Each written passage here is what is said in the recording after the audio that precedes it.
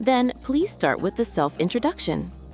I'm Kazuno Fefu. I'm from Nara Prefecture, and my pen name, Kazuno, comes from the antlers of the deer in Nara, while Fefu comes from a character in the Nordic runes that represents wealth and fortune. What I like are heroines with a high level of murderous intent, and what I'm not good with are heroines with a low level of murderous intent. I'm not sure if this counts as something I'm really into, but recently I got a motorcycle license, limited to small bikes. I heard from my editor that they had gotten a motorcycle license, and I thought it sounded nice, so I got one too. I'm not really aiming for serious touring. Rather, I'm planning to enjoy leisurely rides around shrines and temples in Nara Prefecture and just riding around town. Your favorite thing is heroines with a high level of murderous intent, which is quite a powerful phrase. Was there any particular reason you came to like that? There wasn't a specific trigger. Rather, it comes from the fact that I'm not good with heroines who have weak murderous intent. I think there are various ways heroines can be portrayed, but I'm not fond of heroines who get captured by the enemy to move the story forward or who cause unnecessary trouble and stir things up. In other words, I'm not good with characters who act irrationally. When a problem arises, I like heroines who act before the protagonist and solve the issue themselves. I like heroines with high murderous intent not only in the physical sense, but also including mental strength, strong convictions, and lacking independence or weakness. Thank you very much. Next, could you tell us about what triggered you to start writing novels? I think I started writing around 2013. It was just before the site Shosetsuka ni Naro, Let's Become a Novelist, became really popular, and at that time I was really into reading fan fiction. Also, I really liked the two works Overlord and The Great Demon King Cannot Be Defeated, and I read them repeatedly. As I kept reading fan fiction and these two works, my desire to write grew stronger and stronger. Back then, there wasn't much talk about web serials being published as books, and I didn't have the intention of aiming for awards or publication with my writing. I just wanted to write because I loved it. Later, thankfully, I gained some fans among readers, and as a result, I got an offer for publication and debuted as an author. You mentioned you were a reader of fan fiction. Did you originally read a lot of novels? I didn't read many novels or genres classified as light novels. Rather, I often read horror paperback books. But apart from that, on the web, I often read what you might call Naro-style works and, as I mentioned earlier, fan fiction. So, in terms of knowledge about novels, I think that area is the base for me. By the way, what kind of fan fiction novels did you read? At that time, I read quite a bit of fan fiction based on Negima, Magister Negimaji, and Fate. I probably tried most of the fan fiction for popular works that many people know. Rather than sticking to a specific genre, I was quite omnivorous and read just about everything. There were even works I read without knowing the original source, just thinking, I'll give this a try. Thank you very much. Now, your novel, Apocalypse Bringer Mynoghra, has been announced for an anime adaptation. Could you share your honest feelings about this? I'm really happy. I'm happy, but at the same time, it doesn't feel real. Like, is it really going to be made into an anime? I had heard about the possibility of an anime adaptation quite a while ago, but it was more like a vague notion that there's talk about it, and I just took it as, oh, okay. I've also heard about anime projects that get started but then disappear midway, and there are all kinds of things that can happen. So I thought if I got too excited in the early stages and then it ended up being disappointing, I'd be pretty down. That's why I decided to wait until the anime adaptation talk became more concrete before celebrating. Then, before I knew it, the project progressed so much that I kinda missed the right moment to be happy. I want to have a big yes moment sometime down the line. Since Kazuno-sensei actively uses social media, wouldn't it be good to express your joy there? I was always tweeting jealous comments about the anime adaptation on social media. Since I mostly post joke tweets, I worry people might think the announcement is fake. Also, I wonder if there will be any proper reactions. But honestly, I'm really happy about the anime adaptation. Anime is a big project and carries the expectations of many people. Especially for those who have supported me as fans, put up with my jokes, and sincerely hoped for an anime adaptation, I want to live up to their expectations. As the creator, there are things I can and cannot do, but I want to do what I can within my limits. Now then, regarding the anime adaptation of apocalypse bringer Mynoghra, could you tell us about the story while looking back on the content up to Volume 6? This work is about Takuto Ira, the protagonist, who is ranked #1 in the world at the 4X simulation game Eternal Nations. He transfers to another world along with his favorite nation, Mynoghra, and hero units. In the transferred world, he faces various complicated problems. Gradually, mysteries such as why they were transferred to this other world, why other beings have come here, and what the purpose of this world is are revealed. Takuto, the protagonist, acts with a purpose as he moves forward. So your own original novel started with a Legion story. One of the major highlights of this work is the clash between different games. Was that idea conceived in the early stages of planning? Yes, that's right. I had been thinking about it fairly early on. However, although I had the idea, I think the depiction of that development came much later than I initially thought. Structurally, Mynoghra is already quite complicated, so adding more complexity would have made it even more confusing. Personally, I was also surprised that games from other worlds, both digital and analog, appear in this work. I didn't have a detailed plan from the very beginning about which specific games to incorporate, but by the time I was working on volumes 1 and 2 of the book, I think I had a rough concept of what kinds of games to include. There are truly a wide variety of game factions participating, but do you, Kazuno-sensei, also like games a lot yourself? I wonder how it really is. I prefer watching someone else play games rather than playing them myself, so I often watch game streams. I really enjoy watching hardcore players deeply engaged in their games. That said, when it comes to detailed knowledge of each game, I'm actually not that well versed and tend to have only a rough understanding. There is also a part of the story involving TRPGs, and while I have played TRPGs myself, from the perspective of those who play them seriously, my understanding might seem shallow. Thank you very much. Next, could you tell us about the main characters appearing in this work? The protagonist, Ida Takuto, originally lived a bedridden life in a hospital.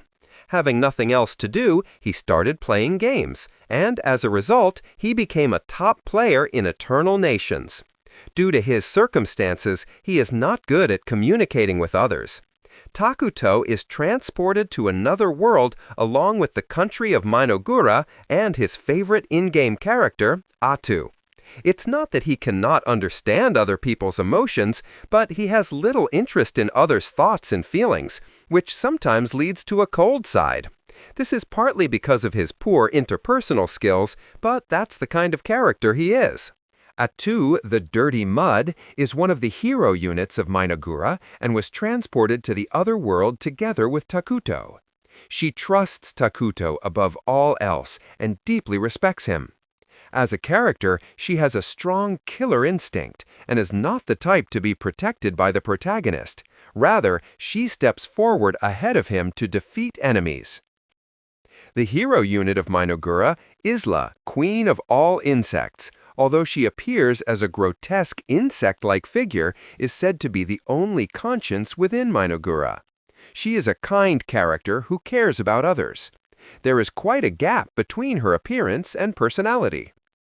The hero unit of Mynoghra, Vittorio the Blessed Tongue, appeared in Volume 6. He has a terrible personality and is on bad terms with Atu. From the game days, he was the type of character who acted independently without permission due to the character system, often doing unnecessary things behind Takuto's back. He holds an important position in the story and is one of the key characters with a strong personality who livens up the narrative. I'll also touch a little on Mynoghra and Karia. Mynoghra L4 is somewhat of a naturally airheaded and unusual character, while Karia L4 is the character who supports her older sister. They play important roles in the story, and these two basically operate as a pair. They are characters who contrast with each other. In the volume where Vittorio appears, I believe you touched a bit on character settings and your thoughts in the afterword of the novel. Could you tell us if there is anything you consciously consider when thinking about characters again? When I think about characters in my novels, I try to avoid making them unremarkable or cliché. When someone hears the character's name, I want them to immediately recognize this character as distinctive and unique. I always aim to create characters with strong quirks. I try not to make characters that merely liven up the scene or stand stiffly. Including their appearance, personality, abilities, and all that, I place importance on creating characters that are highly unique and have charm unlike any other. So you are quite conscious of the character visuals from the initial concept stage as well. Yes, Isla, Vittorio, and of course other characters too, I carefully develop their settings, including their appearance, and have Junsan illustrate them. My belief is that if you don't create the character, including their appearance, their individuality becomes weak, so that is something I cannot compromise on. I also worry that if the settings are vague, readers might feel like they have seen the character somewhere before. I always want these characters to be ones that exist only in Mynoghra. Now, I'd like to delve a bit deeper. One of the features of this work is the various settings and mysteries sprinkled throughout, such as the existence of the 7 holy women and witches. I enjoy planting foreshadowing, hiding clues in various places, and then either resolving them or sometimes forgetting to resolve them. Because of that, there are really a lot of settings that would be spoilers if I revealed them. Once those are revealed, the future direction of the story becomes clear, right? So I try to keep things vague as much as possible. The Witch of Regret and the Demon Lord's army that appeared in the RPG faction are also subjects of such spoilers. Actually, most parts that readers have guessed or sensed are planned to be addressed later. Sometimes they might not be resolved, but whenever I see questions or doubts on social media or in feedback, I always think to myself, I'll explain that later. I hope readers can keep that in mind. Even my editor doesn't know all the details of the big underlying story of Mynoghra. Ultimately, everything about what kind of story Mynoghra is will be resolved towards the end. So if you remember the questions you have while reading, I think you'll come to realize, oh, so that's what it meant later on. I see. I was going to ask more about the settings, but it seems that will have to wait as a future treat. Then, could you tell us if there are any characters that Kazuno-sensei particularly likes, finds easy to write, or finds difficult to write? My favorite character is also the main heroine, and of course Atu. The hero units of Mynoghra are all easy to write as well. For me, there aren't really any characters that are hard to move or difficult to write. The scenes where I really get into the flow are not limited to a specific character. I enjoy writing the dialogues, actions, and interactions of any character. Rather, I might feel less enthusiastic when writing explanatory sentences or settings. Next, the illustrations for this work are handled by Jun-sensei. If you have any favorite illustrations so far, please tell us. Honestly, all of his illustrations are wonderful, so it's hard to choose. Although the style is a bit different, in terms of design, I like Atu's the most. When I received Atu's design, I thought, wow, an amazing design has come to me. As I mentioned in the part about creating characters for the novel, I create characters, including their design. I asked Jun-sensei to make Atu's design something like this. Especially since Atu is the heroine, I didn't want her to be a generic character, or someone who looked like a character seen somewhere else. I think Atu's design and illustration are unique and one of a kind. Regarding illustrations, including the fact that I wanted to depict it as a scene, the final illustration in Volume 4 where Tact is revived and charges alone into the enemy camp might be particularly memorable. Also, the comic adaptation illustrated by Ryoku Kayasa-sensei continues to attract attention. As the author, what do you find appealing about the manga version? Ryoka-sensei has very high artistic skill, and I think her unique way of drawing battle scenes and comedic parts is truly attractive. Especially for Mynoghra, if we had simply turned the novel into a manga, it could have become verbose and complicated. Thanks to Ryoka-sensei's skillful restructuring, she has adapted it well into the manga medium, making it very easy to read. Although there are some differences in the flow and structure compared to the novel version, the manga is excellent, so I think readers can enjoy the story of Mynoghra in a slightly different form.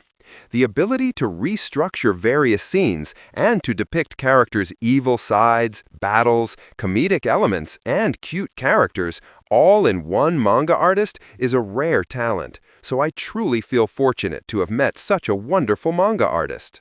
Once again, for those who have not yet read this work, could you tell us some points of interest about it as a piece?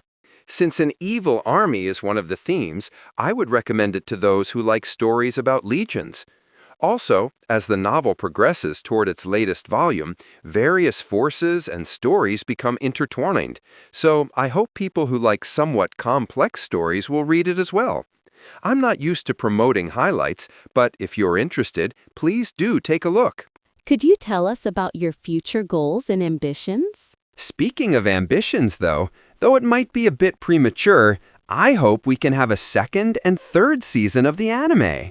Of course, the episodes covered in the first season have many highlights, but I'm sure the readers who are looking forward to Mynoghra would also want to see the subsequent episodes in animated form. I want both the existing novel fans and new fans to keep watching Mynoghra in motion as an animation. Also, we've received quite a few requests to turn this work into a game. I think it's okay to set that as a goal as well. Ultimately, it would be wonderful if we could deliver the world of Mynoghra to fans in that form someday. Lastly, please say a few words to the fans. I've always been jealous of those who have had their works turned into anime, often saying on social media, "I want mine to be animated. That would be great." But actually, I want to apologize to the fans because Mynoghra's anime adaptation has already been decided. Also, I've told my readers that once Mynoghra is animated, they can proudly say they were early fans. So I hope you'll boast. I've been reading Mynoghra for a while. I really liked it, and now it's been made into an anime. Thank you very much for today.